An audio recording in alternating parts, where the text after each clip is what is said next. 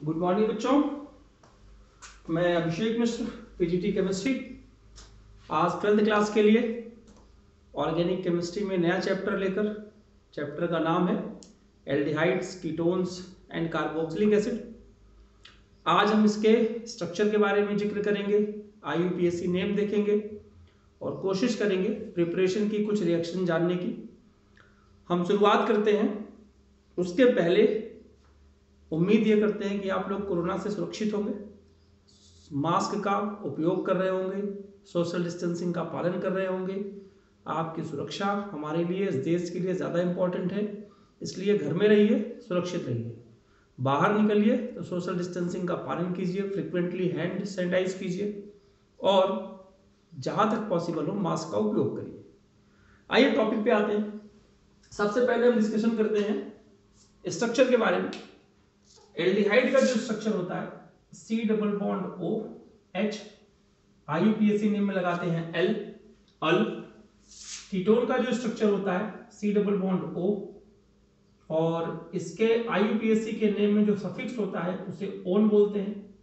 और carboxylic acid में जो स्ट्रक्चर होता है OH, इसे बोलते हैं ओइक एसिड, IUPAC नेम में। इसके अलावा भी कुछ कार्बोनिल ग्रुप होते हैं जो भी यहाँ हमारे सिलेबस में इस तरीके से नहीं रिप्रेजेंट किए गए हैं। इसे हम एस्टर कहते हैं, O8 बोलते हैं इसे IUPAC नेम में। और एस्टर के बाद एक एनहाइड्राइड होता है RCO का होल ट्वाइस O2, इसे एनहाइड्राइड कहते हैं। सॉरी, O ही होता है, O2 नहीं होता। और C डबल बॉन्ड OCl या X, एसिड हैलाइड इसे बोलते हैं। These are the structure of normally carbonyl groups जिसमें C double bond O present है। हम स्पेशली एल्डिहाइड, कीटोन और कार्बोक्सिलिक एसिड की बात करते हैं। एल्डिहाइड में सबसे simplest structure methanal, common name formaldehyde, याद रखिएगा। Ethanal, acetaldehyde, propanal, butanal, please समझिए, ब्यूट 2 पे इन अल, 1 2 3 4, ब्यूट 2 पे इन अल, ये आपको समझना है, ज्यादा इंपॉर्टेंट है। This is said to be cyclohexane carbaldehyde या फिर साइक्लोहेक्साइल मीथेनल। समझिए आप, वीडियो रिपीट करके फिर से समझ लीजिएगा क्या बोला हमने। दिस इज कॉल्ड बेंजल्डिहाइड या फिर बेंजीन कार्बल्डिहाइड या फिर फिनाइल मीथेनल, जो भी आप समझ सके। सिंपलेस्ट कार्बन में कम से कम सिंपलेस्ट कीटोन में 3 कार्बन का होना मस्ट है, क्योंकि ये बीच में रहने वाला ग्रुप है। This is called propanone, common name acetone. इसे आप ब्यूटेनोन या ब्यूटेन 2-ओन कह सकते हैं, आपकी मर्जी। This is called acetophenone, common name acetophenone, most important. 1 पे फिनाइल, 1 2 इथेनोन, 1 पे phenyl ethanone. Next structure is propiophenone. This is called 1 phenyl propane one. This structure is said to be,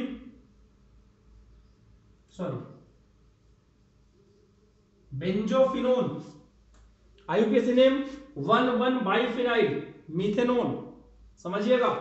और यहां पर OH लगा दें, पैरा डाइहाइड्रोक्सी 1 बाइफिनाइल मीथेनोन, समझिएगा। Benzophenone का common name है ये। अगर यहां से OH हटा दें, this is commonly known as benzophenone. दोनों एग्जाम में आ चुके हैं, ध्यान रखिएगा। अगर ये पोजीशन हम यहां पर रख दें तब भी कीटोन रहेगा। स्ट्रक्चर देख लीजिए क्या हो जाएगा।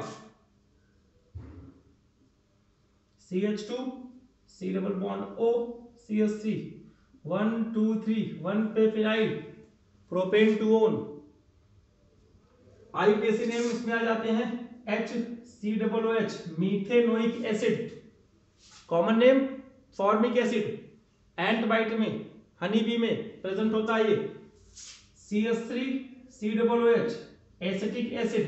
IUPAC name ethanoic acid. Present कहां होता है? विनेगर में, अच्छी तरह पता है आपको। Propanoic acid, butanoic acid,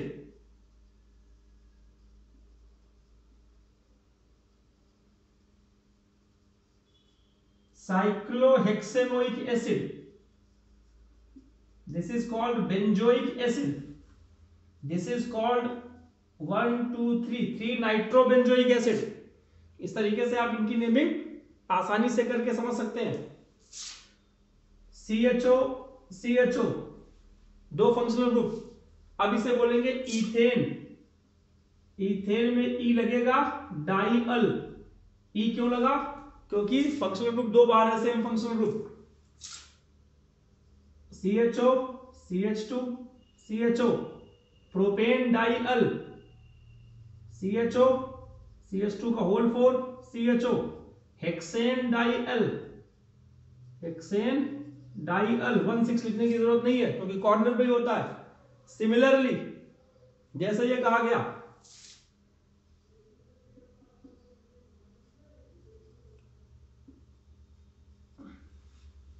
ethane dioic acid, this is called dioic acid. इसी को हम ऑक्जेलिक एसिड कहते हैं, समझिएगा। यहां पर अगर हम ये कर दें COOH propane dioic acid, this one is hexane dioic acid. ये आपके समझने की बात है। अब हम जरा प्रियोरिटी के बेसिस पर नेमिंग देख लेते हैं। If there are more than one functional group then the order of priority is, क्या उसका ऑर्डर होगा प्रियोरिटी का? ये आप चेक कर लीजिए। कार्बोक्सिलिक एसिड की प्रियोरिटी सबसे ज्यादा होगी, देन एल्डिहाइड की होगी, देन कीटोन की होगी, C डबल बॉन्ड O, सबसे लास्ट में एल्कोहल की होगी। तो एल्कोहल अगर सफिक्स नहीं है, यानी उससे दबंग कोई भी ग्रुप है, उस कंडीशन में इसे ऑल नहीं कहेंगे, हाइड्रोक्सी कहेंगे। और इसे हम ऑक्सी कहेंगे, ऑक्सो कहेंगे, कहीं कहीं कीटो भी लिखा हुआ मिलता है। और इसे हम फॉर्मिल कहेंगे अगर ये लोग सफिक्स नहीं है, प्रीफिक्स के फॉर्म में आएंगे तो। एग्जांपल दिखा देता हूं मैं। CH3 CH2 CHOH, C double bond O, CH3। Priority किसकी ज्यादा? कीटोन की प्रियोरिटी अल्कोहल से ज्यादा है।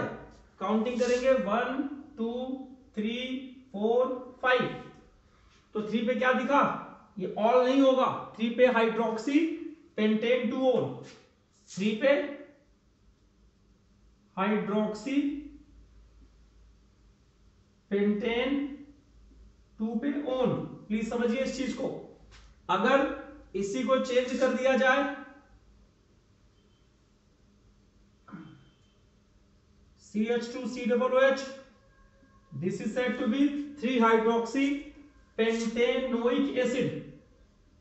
Pentanoic acid. उम्मीद है बात समझ में आ रही होगी। और अगर इसी में हम एक फंक्शनल ग्रुप और लगा दें, डबल बॉन्ड O, देख लीजिए आप। अब क्या बोलेंगे? दो बार ये ऑक्सी हो, ऑक्सो हो गया, या हाइड्रोक्सी है, तो आईयूपीएसी में हाइड्रोक्सी पहले आएगा। 3-हाइड्रोक्सी, 4 पे ऑक्सो पेंटेनोइक एसिड। तो ये आपको समझने वाली बात है। और अगर हम यहां पर CHO कर दें तो यहां पर पेंटेनल हो जाएगा, हट जाएगा। तो ये सिंपल सा तरीका था कि अगर फंक्शनल ग्रुप एक से ज्यादा हो तो प्रियोरिटी का ऑर्डर क्या होगा। और इसी से रिलेटेड जरा मैं एक कॉमन क्वेश्चन दिखाता हूं। CHO CH2 CH CH2 CHO CHO। अब इस चीज को देखिए आप, मेरे ख्याल से स्ट्रक्चर सही बना है। 1 2 3 4 5, बट ये CHO छूट जा रहा है। तो ऐसी कंडीशन में हम तीनों CHO को छोड़ देते हैं, 1 2 3, और अब तीनों को अल नहीं कहेंगे, कार्बल्डिहाइड कहेंगे अगर उसकी काउंटिंग लंबी चेन में नहीं हो रही है तो लंबी चेन में 3 carbon, that is said to be propane. E रहेगा क्योंकि फंक्शनल ग्रुप 3 बार है। 1 2 3 ट्राई कार्बल्डिहाइड, ये आपका IUPAC नेम हो जाएगा, मोस्ट इंपॉर्टेंट। और कभी कभी इसमें ये H हटा के यहां पे OH लगा देता है, दिस इंडिकेट्स 2 पे हाइड्रोक्सी, सिंपल सा 2 पे हाइड्रोक्सी, छोटा हो जाएगा फिर 2 hydroxy propane 1 2 3 tri carbaldehyde. Structure remain same, अगर फंक्शनल ग्रुप डिफरेंट कर देते हैं, यहां पर OH आता है, ये एग्जाम में आ चुका है, इसलिए आप इसे जरा करके प्रैक्टिस कर लीजिएगा। तो 2 hydroxy propane 1 2 3 tri carboxylic acid, tri carboxylic acid. तो this is the complete information about IUPAC name of aldehyde, ketone and carboxylic acid. हमने स्ट्रक्चर का भी जिक्र देख लिया। अगर हम स्ट्रक्चर कार्बोनिल ग्रुप का देखें, this is the simple structure having 3 sigma bond and 1 pi bond, sp2 hybridization, bond angle 120 का, ट्राइगोनल प्लेनर ज्योमेट्री होती है इसकी on the basis of VSE PR theory. यहां पे देख सकते हैं 3 सिग्मा, तो 3 सिग्मा से sp2 हाइब्रिडाइजेशन होता है, ये 11th क्लास में पढ़ा हुआ है आपने। Pi bond does not involve in hybridization, और जब ये बॉन्ड ब्रेक करेगा इसे तो क्या बनेगा, देखिए O पर नेगेटिव, सॉरी C पर पॉजिटिव, यानी न्यूक्लियोफाइल जो अटैक करेगा अगर कभी तो C पे करेगा, और इलेक्ट्रोफाइल कभी अटैक करेगा तो O पर करेगा। एडिशन रिएक्शन के केसेस में वो हम रीजनिंग के क्वेश्चन में आपको ज्यादा समझाएंगे। अभी हम बात करते हैं एल्डिहाइड और कीटोन की कुछ कॉमन प्रिपरेशन है। आपको याद होगा कन्वर्जन के कॉन्सेप्ट में सेकेंड लेसन में हमने शाहदरा, सीलमपुर और वेलकम का एक कॉन्सेप्ट बताया था। दिल्ली के मेट्रो स्टेशन है जहां मैं रहता था पहले दिल्ली में, शाहदरा, वेलकम और सीलमपुर, ऑक्सीडेशन और रिडक्शन का कॉन्सेप्ट बताया था। हम उसी की बात करते हैं, यानी अगर हमें 1 डिग्री का एल्कोहल करा दें, सॉरी पहली जो प्रिपरेशन है by oxidation of alcohol, alcohol का अगर हम ऑक्सीडेशन करा दें तो हम एल्डिहाइड या कीटोन बना सकते हैं। पहला 1 डिग्री एल्कोहल अगर है तो ये हमेशा एल्डिहाइड में ऑक्सीडाइज होगा, और अगर 2 डिग्री एल्कोहल है तो this will oxidise always into ketone. ये आपको समझना है, CrO3 या फिर PCC इसका वीक ऑक्सीडाइजिंग एजेंट है, CrO3, इसका यूज करके हम ऑक्सीडेशन करा सकते हैं। सेम रिएक्शन सेम प्रोसेस, बस रिएजेंट चेंज कर दें। अगर हम डिहाइड्रोजिनेशन कराएं, प्लीज समझिएगा, तो डिहाइड्रोजिनेशन भी एक ऑक्सीडेशन ही होता है, बस वहां पर ये रिएजेंट चेंज होकर कॉपर 573 केल्विन हो गया है, कॉपर 573 केल्विन हो गया है। तो दिस इज द, ये दूसरी इंफॉर्मेशन, पहली बाय ऑक्सीडेशन ऑफ एल्कोहल और दूसरा by dehydrogenation of alcohol. In both cases 1 degree alcohol oxidises into aldehyde always, 2 degree alcohol oxidises always into ketone. ये आपको समझने वाली बात है।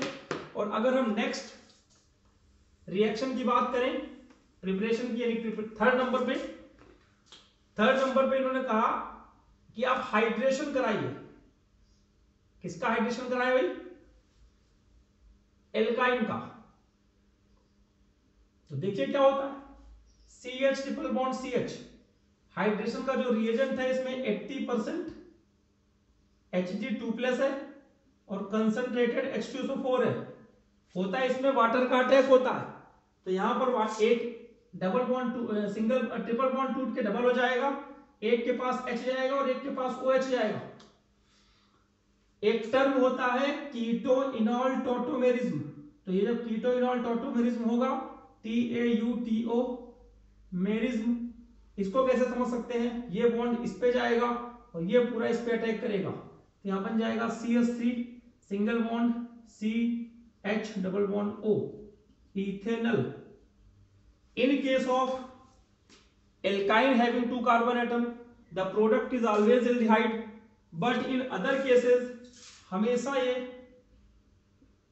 कीटोन बनेगा, कार्बन चाहे जितना बढ़ा ले, CH3 पहले 3 है, फिर COH, फिर डबल बॉन्ड CH2, फिर से समझिए ये डबल बॉन्ड इस पे चला जाएगा और ये H पूरा इस पे अटैक करेगा, तो जो आपका टॉटोमेरिज्म होगा यहाँ पे क्या बन जाएगा, CH3 C double bond O CH3। उम्मीद है आपको ये समझ में आ रहा होगा कि ये 3 प्रिपरेशन हमारे पास ऐसी हैं जिसमें हम एल्डिहाइड और कीटोन दोनों बना सकते हैं, by oxidation of alcohol, by dehydrogenation of alcohol और बाय हाइड्रेशन ऑफ एल्काइन। और कोई प्रिपरेशन हो तो एक बार आप एनसीईआरटी से चेक कर सकते हैं, जितना मैं समझ पा रहा हूं। नेक्स्ट अगर हम बात करें तो कुछ ऐसी रिएक्शन है जिसमें से केवल एल्डिहाइड बनता है और कुछ ऐसी रिएक्शन है जिसमें से केवल कीटोन बनता है। हम शुरुआत करते हैं एल्डिहाइड ओनली। कौन सी रिएक्शन है, एल्डिहाइड ओनली। तो नंबर 1 कौन सी रिएक्शन, रोजेनमुंड रिडक्शन। मोस्ट इंपॉर्टेंट बात समझिए, क्या बताना चाहता हूं मैं, ध्यान देना आपकी रिस्पॉन्सिबिलिटी, थोड़ा सा ध्यान दीजिएगा तब आपको बात ज्यादा समझ में आएगी।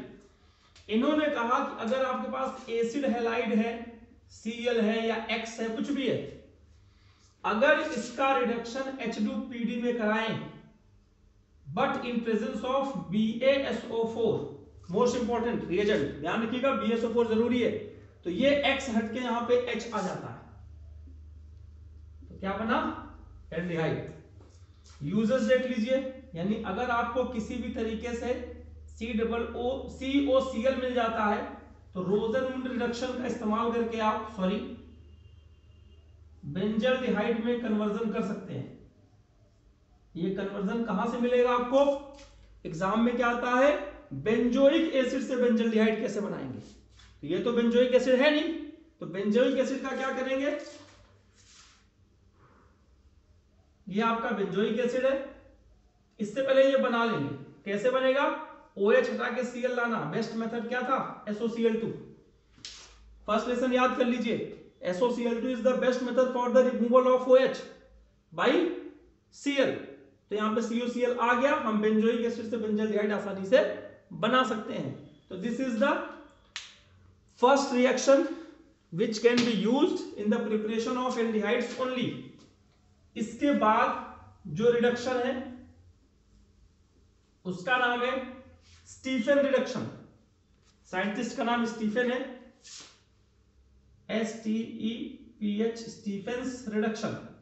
इन्होंने क्या कहा, इन्होंने कहा कि अगर आपके पास RCN triple bond C triple bond N है, नाइट्राइल है, साइनाइड है, फिर इसका इस्तेमाल SnCl2 और 2HCl से करिए।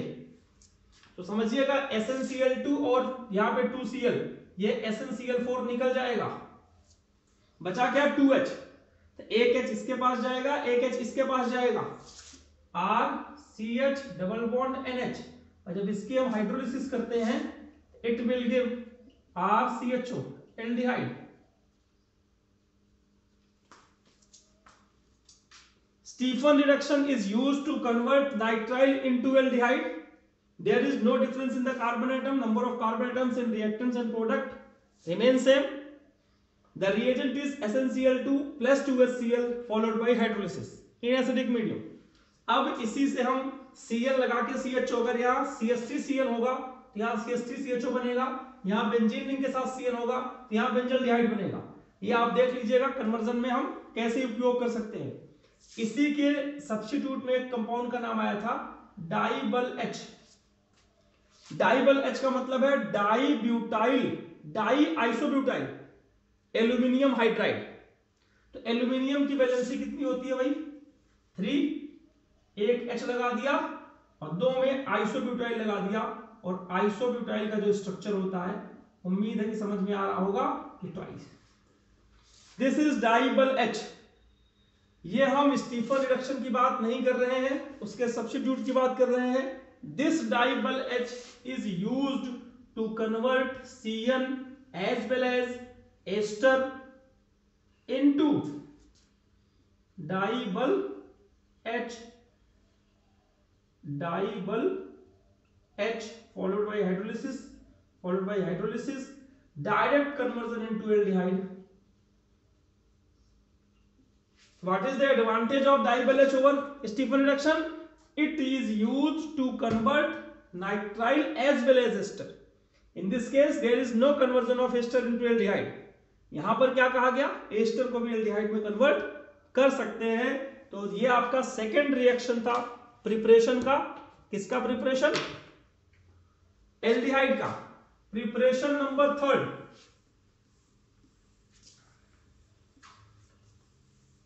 हाइड्रोकार्बन एल्काइल डेरिवेटिव्स बेंजीन, उसका डायरेक्ट कन्वर्जन कराया गया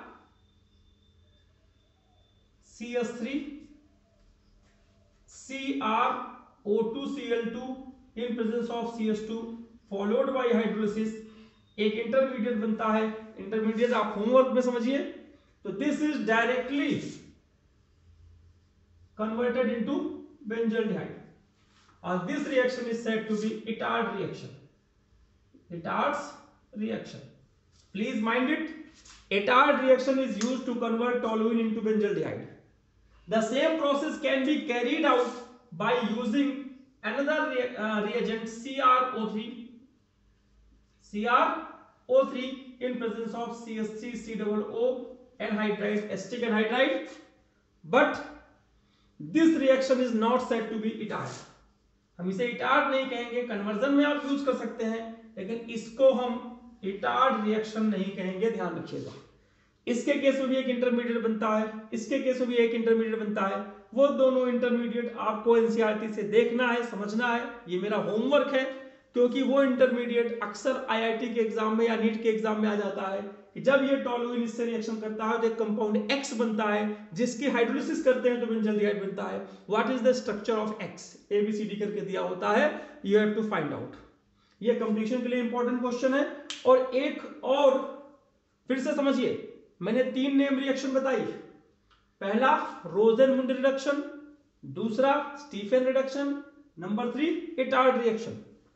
अब इस चीज को समझिए, इसी से एक और है कि अगर हम साइड चेन हेलोजिनेशन कर दें तो वी कैन प्रिपेयर, ये बहुत सिंपल रिएक्शन है पुराने चैप्टर से रिलेटेड। अगर हम Cl2 लगा के HNO कर दें और डाई हेलोजिनेशन कराएं तो the structure must B Cl and Cl, यहाँ पे 2Cl2 डाई हेलोजिनेशन हमने कराया, और अगर H2O डालकर इसे हम हीट कर दें 373 केल्विन पर, OH OH यहाँ पर आएगा और दोनों OH एक साथ नहीं रह पाएंगे, तो वहां पर से एक H2O का रिमूवल होगा, then the structure is said to be benzaldehyde. ये था साइड चेन हेलोजिनेशन, जो पुराना है, ये कुछ नया नहीं है, कोई नेम रिएक्शन नहीं कहा गया इसको। और इसके बाद last reaction of preparation of aldehyde only is conversion of benzene directly into benzaldehyde by using reagent known as carbon monoxide in presence HCl or in presence of anhydrous AlCl3. This reaction is called Gutterman-Koch reaction. आप इसका नाम NCERT में देख सकते हैं। तो there are 4 name reaction which is present in the preparation of aldehyde only, and the number of total name reactions in this chapter is 8. Out of 4 is from preparation of aldehydes only. अब हम बात करते हैं कि वो कौन सी reaction है हम जिनसे केवल कीटोन बना सकते हैं। उम्मीद है कि आप लोगों को ये सब बातें समझ में आ रही होंगी, रिएजेंट्स समझ में आ रहे होंगे। हाँ, आप वीडियो देखने के साथ साथ नोट्स बनाइएगा, लिखिएगा, तो आपको बातें बिल्कुल क्लियर होंगी। तो पहली प्रिपरेशन जो हम बताते हैं, कीटोन बनता है जिससे ketones only. Number 1 from di alkyl cadmium R2CD। इन्होंने कहा R2CD की रिएक्शन अगर हम RC डबल बॉन्ड OCl से कराएं या X से कराएं, R2CD करके इसको R डैश मान लेते हैं, then what will happen, the two molecules of CdCl2 यहां से रिमूव हो जाएगा, two molecules of RCOCl undergoes reaction with dialkyl cadmium, CdCl2 remove हो जाता है और जो कंपाउंड बनता है RC double bond O R dash, this is ketone. अब आप एग्जाम की अगर हम बात करते हैं तो CH3COCl ये एग्जाम में आ चुका है, सेम रिएक्शन एनसीईआरटी में भी दिया होगा आपको, ये ट्वाइस करके CD दे दिया, तो जो आपका स्ट्रक्चर बनेगा वो CH3COCH2 के साथ बेंजीन रिंग रहेगा और यहाँ पे क्या आ जाएगा CdCl2। तो आप आसानी से इसे चेकआउट कर सकते हैं, चेक कर सकते हैं, समझ सकते हैं मैं क्या बताना चाहता हूं आपको। और R2CD की अगर प्रिपरेशन पर आप जाना चाहेंगे, जो कि बोर्ड के एग्जाम से ज्यादा कंपटीशन के एग्जाम में पूछी जाती है, तो RMGX की रिएक्शन अगर हम CdCl2 से कराते हैं तो यहाँ पर R2CD बनता है, ये R2CD की प्रिपरेशन है, और MgX और Cl हट जाते हैं, यहाँ पर 2 हम लेकर, आप ये समझिए R2CD बनाने का तरीका ये था और यूज ये है, हमें यूज से ज्यादा मतलब है। फिलहाल सेकेंड प्रिपरेशन जो है वो भी एक तरह से ग्रिग्नॉर्ड रिएजेंट से रिलेटेड ही है। हमने पहले भी बताया था, ग्रिग्नॉर्ड रिएजेंट की रिएक्शन मैकेनिज्म समझाई थी कि इस लेसन इस टॉपिक के बिना पेपर नहीं बनता, कहीं ना कहीं ग्रिग्नॉर्ड रिएजेंट का जिक्र आपको जरूर होगा। तो जो दूसरी प्रिपरेशन है किसका, कीटोन का, it is related to the C triple bond N on reaction with RMGX Grignard reagent.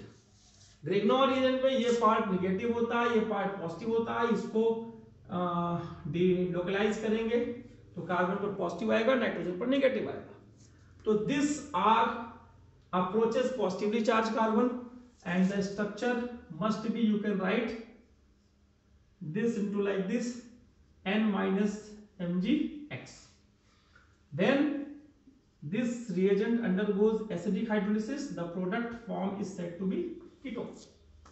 यानी अगर हम सिंपली यहां लिखना चाहें CH3CN की रिएक्शन CH3MgBr से अगर करा दी गई followed by hydrolysis, then the what is the structure of ketone, this is said to be simplest ketone.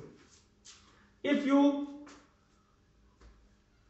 have to find out acetophenone from this reagent, what will you do? COCH3 यानी इस structure को ऐसे रहने देंगे CH3CN plus this one is methyl magnesium chloride followed by hydrolysis, then the product will be formed that is known as acetophenone. इसी तरीके से आप किसी भी तरह का डिजायर्ड कीटोन आप ऑब्टेन कर सकते हैं, बशर्ते आप थोड़ा सा रिएजेंट से खेलना सीख जाएं। और जो नंबर थर्ड प्रिपरेशन थी कीटोन की, वो आपके 11th क्लास से रिलेटेड है।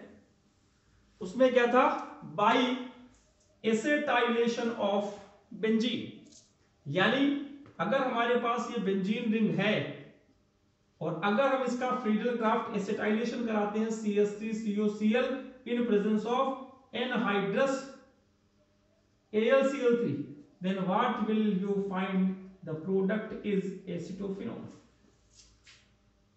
Friedel Crafts acetylation, the reagent must be CH3COO का twice O anhydride on places of CH3COCl. The product will be same.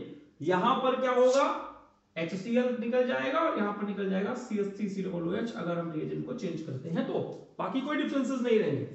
If we change the reagent like CH3 CH2 COCl in presence of anhydrous AlClC, then the product formed COCH2 CH3. This is called propiophenone. This is acetophenone, this is propiophenone.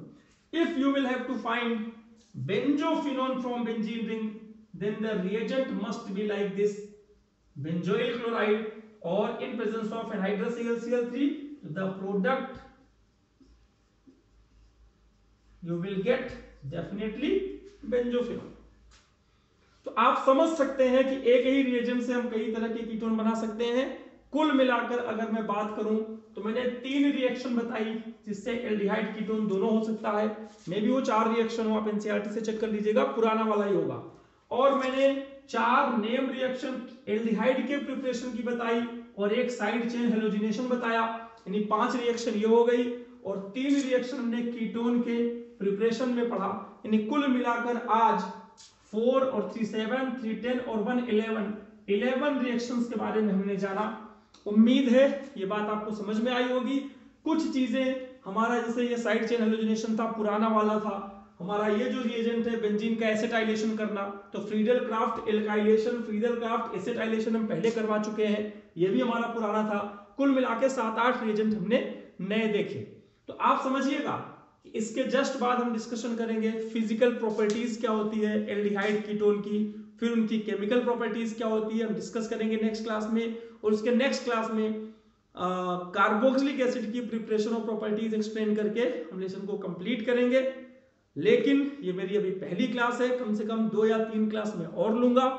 PPT PDF जो भी मेरे पास है हम आपको forward कर देंगे। The main motive is कि किसी भी तरीके से आप ऑर्गेनिक केमिस्ट्री को समझिए, उनके रिएजेंट्स के साथ खेलना सीखिए, फील करना सीखिए। पहले मैं बता चुका हूं कि chemistry is all about feeling. Understanding से कोई मतलब नहीं है, रिमेंबर से कोई मतलब नहीं है। जब तक आप उसे फील नहीं करेंगे, आप नहीं समझेंगे कि हाँ ये रिएजेंट हमारी तरह ही है, जैसे हम डिफरेंट लोगों के साथ डिफरेंट बिहेव करते हैं, उसी तरह वो रिएजेंट भी होते हैं। किसी के साथ मिलके कुछ बनाएगा, किसी के साथ मिलके कुछ बनाएगा। हाँ, टोटल 40 या 45 के आसपास रिएजेंट है। अगर इनके बारे में आप अच्छे से जान जाएंगे तो आपको ऑर्गेनिक केमिस्ट्री बहुत आसान लगेगी। हो सकता है कि मैंने कुछ बातें जल्दी कह दी हो, तो उसके लिए आप YouTube वीडियो को बार बार पॉज करके देख सकते हैं, अपने फ्रेंड्स को भी फॉरवर्ड कर सकते हैं। और ऑर्गेनिक केमिस्ट्री में कम से कम आपकी थोड़ी सी डिफिकल्टी कम हो सकती है। और जो पर्सनल क्वेश्चन हमको पूछने हो व्हाट्सएप पे हमें मैसेज कीजिए, हम पूरी कोशिश करेंगे उसे सॉल्व करके आपको देने की। तो इसी के साथ आज की क्लास यहीं पे खत्म करते हैं। नेक्स्ट क्लास में हम आगे की बात करेंगे। आज के लिए इतना ही। खुश रहिए, सुरक्षित रहिए और अपना कोरोना से बचाव करते रहिए। धन्यवाद।